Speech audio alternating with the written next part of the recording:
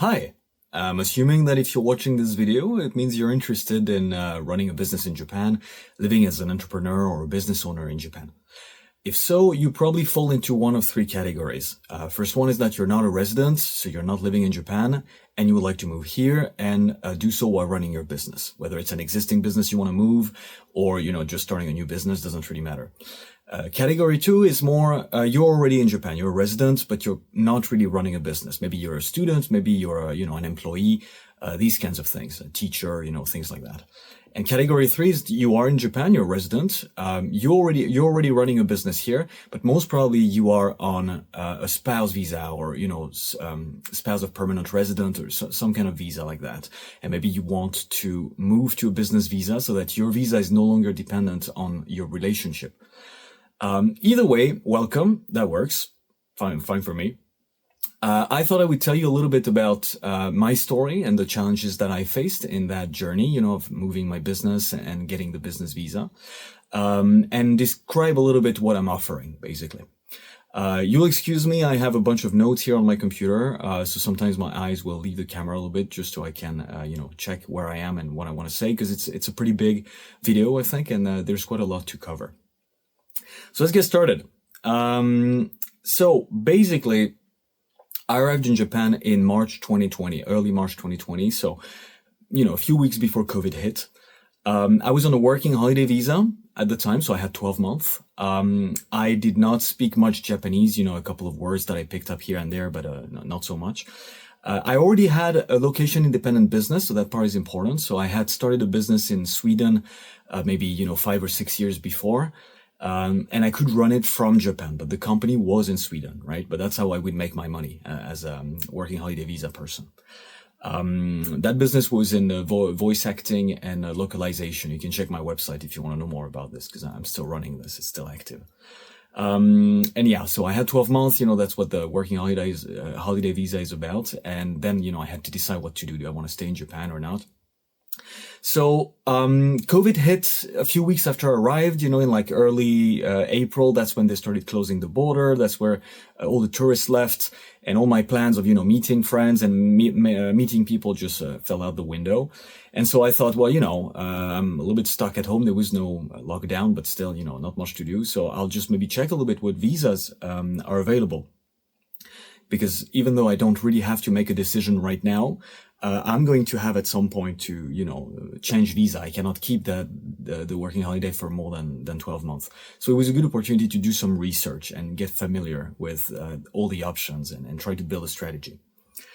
So I focused pretty early on the business part, because I decided my business is the most important thing for me. So if I can stay in Japan with my business, it's great. But if I have to choose between Japan or the business prevails, and I will leave Japan if that's what it is. So that restricted a little bit my options, of course. So all the employees visa, all the student visa, all that stuff, I just got rid of it very quickly.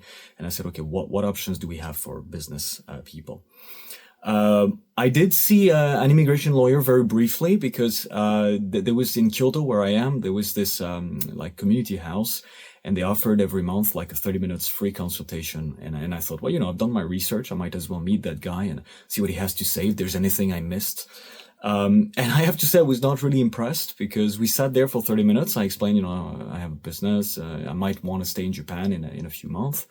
What can I do? And he told me about the business visa, which I had already found out, and maybe you have to if you've done a bit of research. But he did not mention the startup visa at all. And I was a bit surprised. It was like, well, I'm pretty sure I read something about that. So, okay.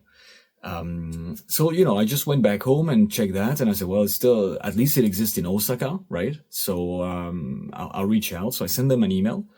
They were not super, I don't know, maybe it was just me, but I didn't feel I didn't feel a great vibe from them. I think it was all in Japanese, and they told me, well, why don't we reach out to Kyoto instead, because you're in Kyoto.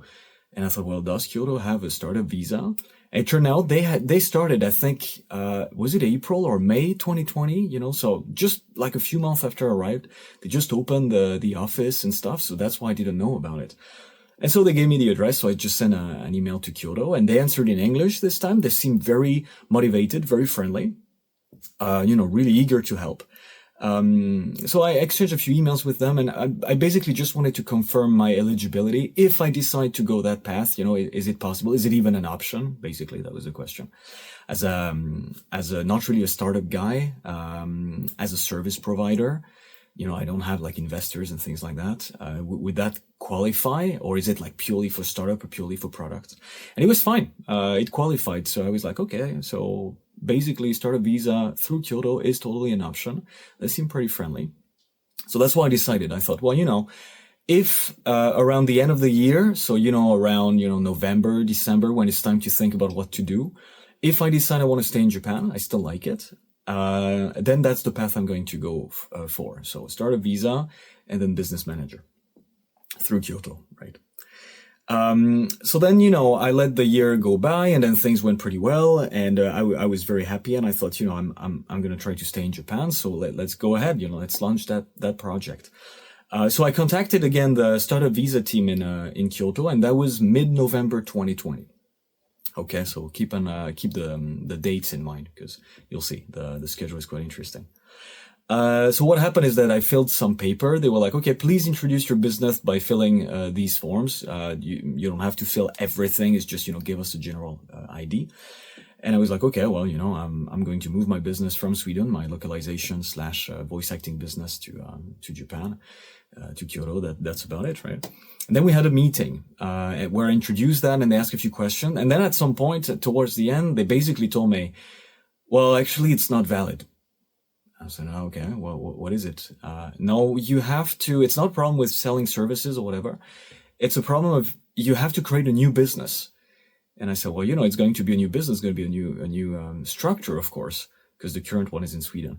No, but it has to be like a brand new ID. You cannot just move your business here.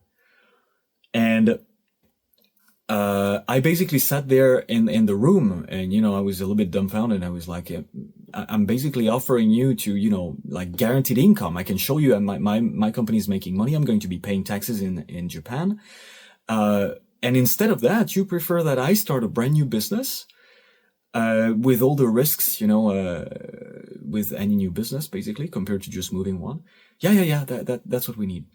And I thought, okay, am I the only sane person around this table? What is going on? And this is quite important, because at that time for the first time I hit the mindset problem. I'm going to talk more about this a little bit later. But I hit for the first time, okay, it's not just the paperwork and everything, it's the mindset, how you think about this. And I thought, am I the only sane person here? What's going on? And then I found out, okay, they basically have a bunch of boxes to tick, right? And moving your business here is not part of the box. So it doesn't matter whether it makes sense, whether it's a better move, whether, any of that is irrelevant. It's not the box. It just doesn't qualify. So I was like, okay, fine. So then I went back home and I refined a little bit. I rewrote that document to introduce the whole thing as something new. And then I sent it to them again. And then from that time, we had a bit of back and forth, right? So in more specifically, we had 4 versions. So the version I actually submitted was the 4th one. So, I sent it, they sent it back with some comments, then I fixed it, sent it back again, and so on and so forth. The changes they made, again, back to that mindset thing. For me, the changes they made didn't really make sense. I didn't really understand why they wanted to see this here, or why should I remove this or whatever. But at some point I was just, okay, you know what? Just do what they're what they're telling you. Don't ask questions. The process was very slow. So I, usually took like a few days, maybe a week at the most to make the changes they asked. But then for them, it took like a month to send me again the feedback. And so much so, I started in mid-November 2020, and my visa would expire in early March. And I thought, 3 months and a half, that should be enough to get this done. Oh boy, was I wrong. So I actually had to extend my working holiday visa for another 6 months, which is something you usually cannot do. But thanks to COVID, it was possible. So, in mid-February, I saw that the whole process was still, nothing was happening. So in an emergency, I just asked for that extension, extended to like September 2021. Instead of early March 2021, so I could continue the process. So that was pretty stressful, right? I mean, this very, very slow process, nothing happening. I was sending the documents very quickly, but then they were very slow, asking questions, and my visa was about to expire and nobody seemed to care. Finally, I got the doc approved. So in spring, I forgot the exact month, but in spring 2021. After that, basically, you have to talk with a small and medium-sized company specialist, a little interview. They make sure that you understand what you're getting yourself into. You meet the city, the prefecture, these are small things. It was not a big deal. And then you submit the documents, right? And then again, so that was summer. And then I had to wait again for like a month or something to get the approval letter from the prefecture. And I saw, those extra 6 months that were also coming to an end. And I thought, God damn it, I don't have another plan C, right? I mean, after that, I have to go back to Europe and then the entire thing is off. Then I have to start the whole process again. But fortunately, I got the letter on time, but that was like mid-August 2021. So if you count, I began the first email or the email to start the process was in mid-November 2020. And I got the actual letter to apply for the visa in mid-August 2021. So it took like 9 months. That was insane. And then, I sent those papers to the immigration office and then I got the visa. So that part, the actual application is not the most difficult part. So now we're moving to phase 2, right? So I got the startup visa. They give you 6 months and that you can renew once. And now it's a little bit different. It's like you can get up to 2 years. But anyway, at the time it was just 1 year, twice 6 months. And so the first thing I did was, okay, the first 4 months, I decided I had to decide whether I would go ahead and try to apply for the business manager visa or not, right? So I wanted to understand what it meant to be an entrepreneur in Japan. So I wanted to understand company registration process, the visa application process, the costs, social security when you're a business owner, taxation, the amount of paperwork to run the business, because applying for the visa, creating the company is one thing, but then how much paperwork is after that, all that stuff to basically know, is it worth going through all the trouble, moving my business from Sweden to Japan, or is it a waste of time? In the end, I could not really get those information. I got a little bit, I got some interviews, not interviews, but like the city that was kind of sponsoring me with the startup visa organized a few meetings with, some tax accountant, immigration lawyers, so I could ask my questions, but I never really got the answers I was looking for. Or at least not all of them. And in the end, I gathered whatever I could. And then the decision was more of an emotional one. I decided in early 2022, so like January, okay, I kind of like life in Japan, and I tried to gather those data. I don't have them. So it seems good. So I'll just try. Let's go for it. And hopefully, things are going to work out. So then the next 5 months, I spent them, basically preparing everything before actually registering the company. So my whole strategy was, okay, I'm going to figure out all the potential problems, all the things, that I need to prepare. You need to get this item. You need to maybe write that document. You need to register this and that, and try to do it all so that when I actually begin the registration process for the company, it's very smooth. And, at least as smooth as it can get. I didn't want to, rush head on and then, oh shoot, the office doesn't work and suddenly I have to change the registration address, or this stamp that I bought doesn't work, right? Or it's not registered, so I have to waste 2 weeks waiting for registration. I wanted to avoid that. So a lot of preparation, 5 months. One of them was finding a cheap office. So, I don't really work from my office. I work from home or, from shared offices, but I still needed one for the visa. So I wanted a cheap one that wouldn't, like a normal office would basically have killed my company at the time, right? So I didn't want that.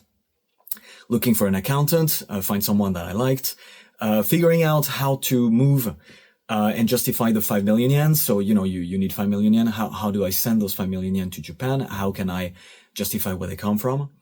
Understanding the CO requirements, so that stamp thing that you need. So what were the requirements? What were the rules around that? So I could make sure I buy the right one. I do the correct registration, things like that. Understanding the incorporation process, the time frame. When should I get started with that to finish on time? All these kinds of things. So a lot of research, and a lot of preparation, not just research, but actually doing things, buying the stamps, registering the stamps, preparing everything. And then the last 3 months, I actually filed the paperwork, right? And the good thing is because I had done so much preparation, it was slow. So there was a lot of waiting and a lot of, you fill this up and then you wait for 2 weeks and then you fill something else and then there's a little mistake. So you have to change.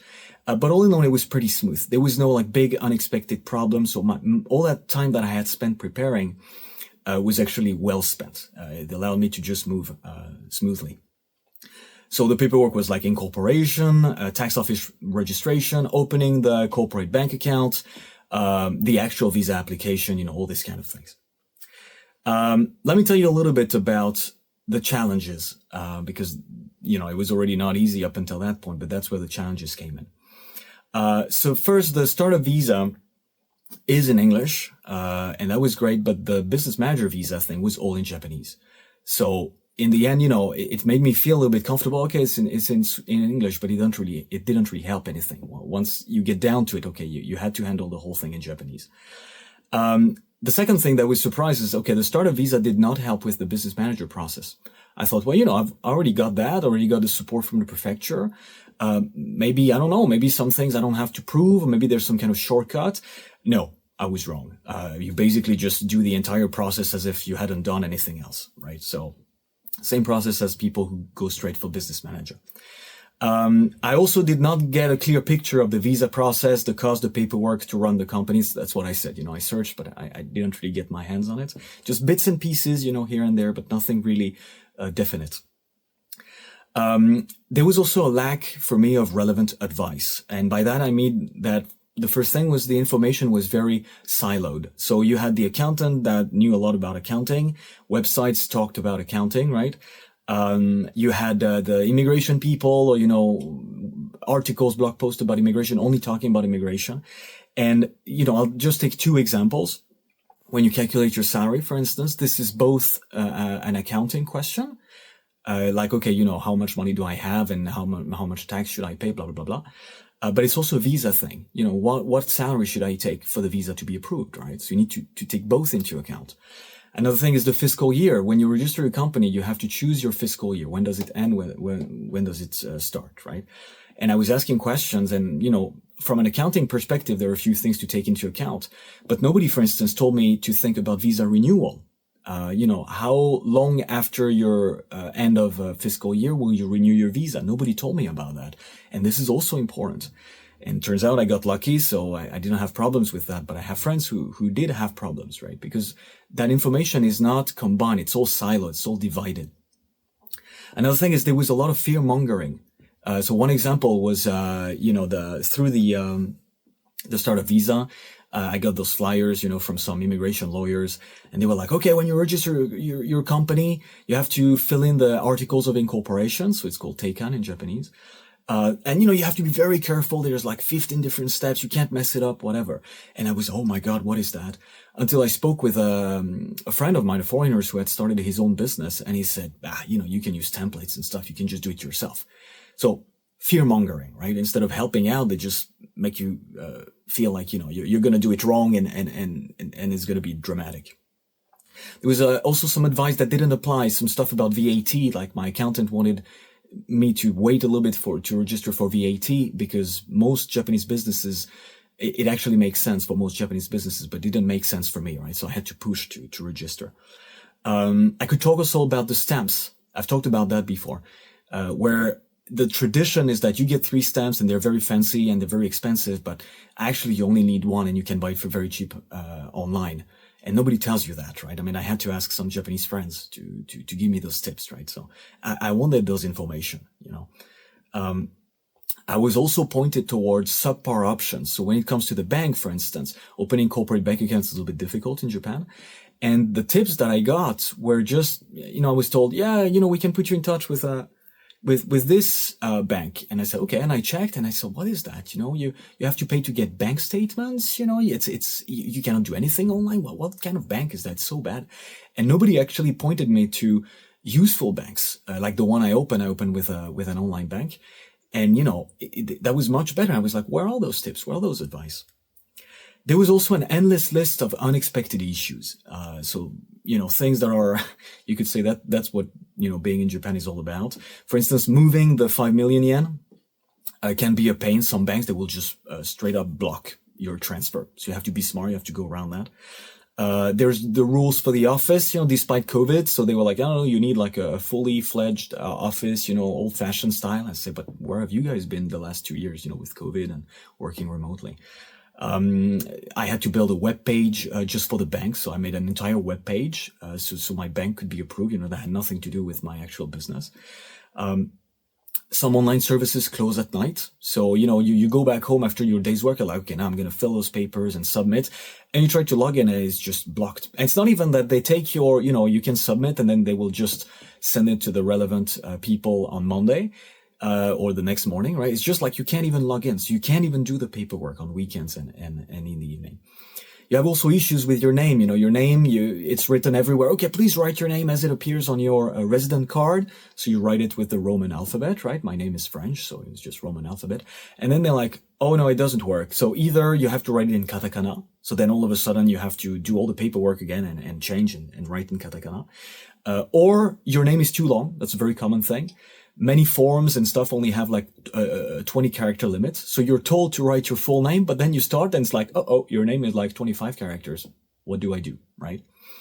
There was like, the online registration process for the company. I thought, okay, I'm going to do this online, try to modernize a little bit, less paperwork. And I had to download an old software that looked like Windows 98. It was a nightmare. And once I was done, I was like, okay, I've done it. It's all done. They told me, okay, now please print everything and bring it to the office. I was like, God damn it, right? And these are just examples of things that came back to me when I was preparing this video, but it just kept going on and on and on, for like 5 months. And the general thing was, there was a general expectation from everywhere that I would outsource, basically. I would just work with lawyers and judicial scriveners and they would just do everything. But for me, I had a problem with that because I thought, why the hell should I pay money to have the right to basically come to Japan and pay taxes in Japan and create value in Japan? And some people maybe don't feel that strongly about that. I don't know. That was my way of thinking about it. I was like, no, I want to do this myself. I should be able to do this myself. We're just talking about starting a business. The hard part should be running a business, not starting a business, right? That's how I felt. So how did I solve all this? Well, I'm not going to go in details of every single point, but the general thing is that first, I kind of stopped relying on official sources of information because, again, I found out it was too much it was not effective. It was traditions. It was things that were too slow that I could do faster and better. So I started asking my Japanese friends, business owners, and foreigner friends, right? People running businesses here, because these guys, they think like me, right? They think not in terms of boxes to check, but in terms of something that is effective, that is cheap. Easy to do, right? I also started cross-referencing bits and pieces of information from various sources. So people I spoke with, people who had run a business before, blog posts, all things I could get my hands on. Not everything was reliable. If you've done some research, you know that you read something and then you read the exact opposite. So, but it was still a way to gather some data and try to cross-reference, see tendencies, and things like that. I also let problems surface. After a while, I was like, okay, I won't be able to prevent everything. So let's just go ahead and we'll just hope for the best. That was pretty stressful, because sometimes I was making decisions and doing things with no idea if this would backfire in the future. Because, I couldn't understand what the next steps would be, like I said. So I was like, well, let's just try and see what comes up and hopefully I can fix it.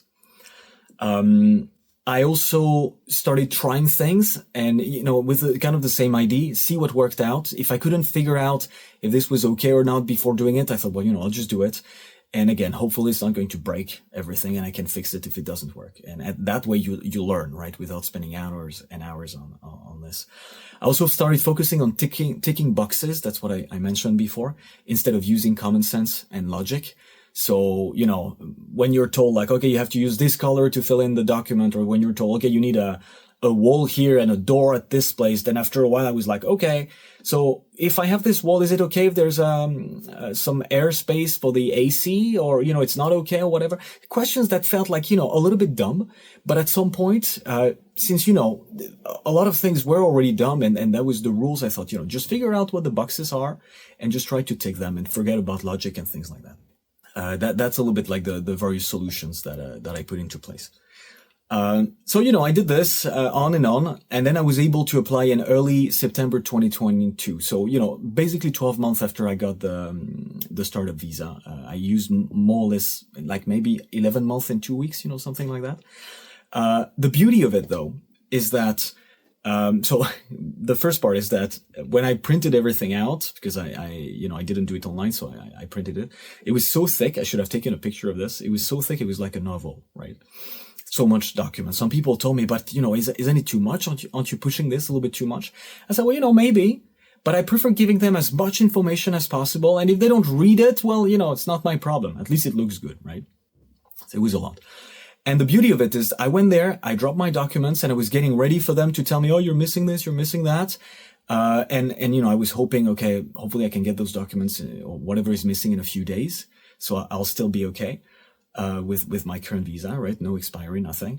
And in the end, it just went straight in. So I dropped the paper. It took an hour for them to check everything, and then they accepted it. And I said, okay, now we're going to review it and we'll let you know the answer, right? So no extra document. That was great. And the beauty of it is that a month later, I got the answer that I was granted the business manager visa and they did not require any additional documents. And I had actually never heard that, especially not for people who do it themselves. Because the reputation is usually when you do it yourself, they're really hard on you. Whereas when you go through lawyers and people like this, they're a little bit more easygoing. So I was I was getting myself ready. Okay, I've submitted the documents. Now I'm just waiting for them to tell me what's missing. Again, let's hope I'll have enough time to pick it up. And in the end, nothing, 1 month and I got the visa. So I was quite proud, very happy, huge relief. You can imagine after such a struggle, and also quite impressed. And so phase 3, after that, I got the visa. So they gave me 1 year. I renewed once. So same, I did all the paperwork myself. Renewal was much easier than the initial application. There were a few tricks, but you can compare. And they gave me another year, and I was expecting that 1 year. And then just in 2024, I renewed for the second time then, and they gave me 3 years. And that was another achievement because the 1 year, 3 years, basically the fastest, or I should say, getting 3 years like that is the fastest possible way you can get. A lot of business manager owners or holders are stuck with 1 year visa. 1 year. It never ends, right? And for me, my goal was I want that 3 years, and I got it, right? So again, renewing everything on my own. So that was a big achievement. Also, I'm facing less and less issues. That part is important. A lot of stuff was just one-time setup. And now it's just humming along. Like, bank accounts, you don't open bank accounts every 2 weeks. You do it once, then you're good to go. Same with, registering for social security, things like that, right? Also, I believe I've been through all the recurring processes at least once. There might be a few surprises down the line. I don't know. But so far, it looks like I've done it all at least once, the things that keep coming back every year. And therefore, I know the key dates. I know what needs to be done. I know how to do it. I've also tried to automatize as much as possible. So, when you need to fill in a form, first time you have to look for information. Okay, what should I write where? You do it. And then you basically keep that form. And next year, you just copy paste it, change a few numbers, change a few dates, and you're good to go. So I don't really expect so many surprises and uncertainty. That's a huge difference with the visa itself, where I was always wondering what's going to happen, what new things are going to pop up. And now I'm like, I kind of know on the paperwork part. So I can focus on my business. I can focus on the marketing, on the actual, running a business, finding customers, developing products, things like that. And also, following all this, people have been starting to ask me for help. Once they heard everything I had done and all the knowledge that I gathered, they ask me, can you help me pick the right visa strategy? Which visa should I go for? Should I start as a student? Should I go with startup visa? Should I go straight with business manager? What should I do? We've discussed also, the processes and the mindset. Again, the mindset is important. What processes, how should you think about getting the visa, creating the company, renewing the visa, handling the paperwork, the ongoing paperwork once the business is up and running? Understanding taxation. People have some questions about, how much tax am I going to pay in Japan? How does that work? So that's my story, right? And so what do I want to offer? Why am I recording this video? Why am I creating all this? Well, the process was a nightmare, right? I mean, you already got a little taste of that. It drained my energy. It was extremely high uncertainty. It was a big risk, like a big gamble, because you do everything. So you register the business, you move family, and you do all that stuff, and then you apply.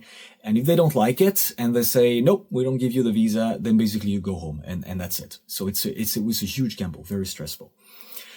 The only other option, or I should say, like, the only option was to outsource at that time. Not doing it myself. If I didn't want to do it myself, like I did, I basically had to outsource the whole process. The problem is that, again, that was like paying to have the honor of paying taxes in Japan, to have the honor of coming and contributing to the country. So I had an ethical dilemma, an ethical problem with that. Also, that would be, for me, the way I saw it, it was like paying for things that weren't actually difficult, but that were voluntarily kept obscured, right? I didn't like that. Once I started figuring out that a lot of things I was told were impossible or you had to outsource, I was like, no, I can do it myself. It's actually pretty easy. But people didn't want me to know that. So that was another reason I don't want to outsource. Also, I would have paid for things that I didn't need, or that I could do better or faster or for cheaper. Things like the bank, things like the stamp, things that, sure, they could do it for you, but it would be more expensive. It would take more time or, so I didn't want to pay for that. And there are a lot of major issues, or at least several major issues that even outsourcing would not have solved. So finding the office, which for me was the big thing, outsourcing would not solve the problem. I would still need to find a cheap office. The support that I want to offer is the support that I wish I had at that time. So it's a little bit different from, outsourcing. This is what it is. This is someone who's been through it, right? Who's lived through it, who knows the stress and, again, the mindset and, how you look at it as a foreigner, right? So that was the support I wanted. That's what I want to offer. Somebody who discusses the mindset and not just the processes. That's something you never hear about, the mindset, how to look at it. Because the mindset helps you ask the right questions. Let's say, even if you outsource, even if you're like, that's too much trouble, you need to know what questions to ask, right? You need to know, that whole thing of thinking in terms of boxes to check is so important. Otherwise, you're going to bang your head against the wall all the time. So the mindset is very important. Also somebody who shares practical tips to simplify the process and decrease costs. Somebody who tells you, do this like that, skip that, do this instead. It's cheaper, it's faster, it's more effective, and it's valid as well.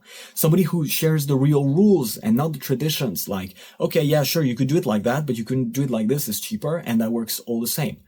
Because what you care about, the rule says that, right? So everybody does it that way because that's Japan, that's just how it's done. But the rule actually just says that, and you can do it for much cheaper and still be compliant, right? Also, I wanted someone, I would like to be, I want to offer that support of someone who understands and can discuss all the aspects of running a business in Japan. So we can talk about the visa, we can talk about company creation, taxation, the ongoing paperwork, and especially how they relate. So when you have to do this, for instance, to register the company, or you have to, you're considering various questions, you have to make some decisions. Well, somebody who tells you, okay, pay attention to this, or, oh, watch out, this is going to happen. So somebody who can tell you this is coming, right? The thing that I was missing was that, what's going to happen if I choose this now? Back to my example of the fiscal year, if I decide that my fiscal year will end on this month, am I shooting myself in the foot later on? I don't know. And I wanted to know that, right? And that's what I want to offer.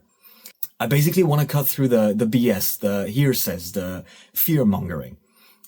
Just tell people, okay, yeah, some stuff are hard, but you can do it like this. It's easier, or, just be ready. That's okay. This is not super hard. Just, let's get to it. Let's just get it done, and also hopefully build a community so that people who go through that process, who are going through that process, can give tip with each other, support each other, give tip to each other. I've tried some things. I have some methods that work, but I know some friends who tried other things and it worked too. And it's great if these guys can also say, oh, you could use that bank, or you could do it like that. I only have one business, right? So I know a lot of things, and I've talked with a lot of people, but there are some kinds of businesses, certain types of businesses that have maybe some certain questions that I don't have an answer to, but with the community, maybe other people could help, right? Otherwise, just, moral support. I think it's very important. So I'm hoping that I can also build that community beyond just the pure business communities, because they're important too for business, but a lot of the members are on spouse visas and things like this. So they don't understand the whole visa company creation thing. They don't understand that. Right. So that's a little bit, what I want to offer, like the things I wish I had, that I didn't. To conclude, living in Japan as a business owner, it is a very front-loaded process. So you have to see it as like a cliff, right? So it's all in your face right from the start. You when you begin the process, very early on, you get all the problems. I gave you some of them. And for me, one of the big stress factor was, okay, is this going to just keep going like that? It's like so hard, so much paperwork. And when does that end? But the thing is, I know now that it is a front-loaded process. You get all the problems in your face in the beginning. But once you get up that cliff, once you climb it, it's like a plateau. You get there, and then I'm not going to say it's smooth sailing, you still have some paperwork, you have to pay attention, but you can compare. Things are just much easier, right? So you just need to know that this is hard in the beginning, but it's not going to be hard all the time, right? Also, the good thing is once you get that visa, you can enjoy Japan with very few of its inconvenience. So you get all of them basically in your face in the beginning, but then you don't have to deal with like an employer, for instance, or vacations, any cultural thing, or schools or things that you don't like. You're running your business is sponsoring your visa, you're fully independent, right? So it's worth, if you ask me, it's worth paying that price. There were traditionally two options. So we talked about outsourcing. And even if you outsource, you cannot outsource all of it, most of it probably, but not all of it. I mentioned finding the office. You still have to do that, right? I see it basically as outsourcing the climbing, right? So basically somebody is climbing for you and you're just hanging onto them, but you're still going to have to do a few things. Or you can climb on your own, which is what I did. So you face that cliff all by yourself and you're like, okay, how am I going to do this? And again, it is possible. I have done it, but you need to have a very strong network. You need to have Japanese, non-Japanese friends, business owners, people you can rely on, people you can ask for help, people who will help you translate documents, things like that. So it can be done. And if you choose that path, I wish you the best of luck. But yeah, it is possible, but it is extremely stressful and extremely time consuming. So you need to know what you're getting yourself into. And so both options, outsourcing or doing it yourself have advantages and disadvantages. And for me, I want to offer a new option, a third option, which is climbing with a guide. So you're still climbing yourself, which means that the whole process is still very transparent. You're doing things, you have control, you know what you're writing and where and why. If you need to update things, you know where it is, so you have full control over things, very transparent, but you're moving much faster and much more easily because somebody is telling you where to go, what to do, right? It's like, again, that climbing thing. I can tell you, put your hand here and go there. And, there's a shortcut here. And that's the point. So the guide helps you climb faster, but it's still you climbing, right? It's also a way to optimize costs and simplicity. So that method of having a guide allows you to decrease your cost, obviously, but also make things much simpler. So you're doing everything yourself and you set it up in a way that is, very basic, very simple, no fluffy talk, no things that you don't need, just straight to the point. And of course, the moral support. So having that third way, that guide gives you moral support that you don't have otherwise. So if that sounds interesting, if that third way of doing things sounds interesting, you can join my mailing list. And you can also check the products and services that I offer. I add new ones, on a regular basis. So feel free to check that out. And thanks for watching.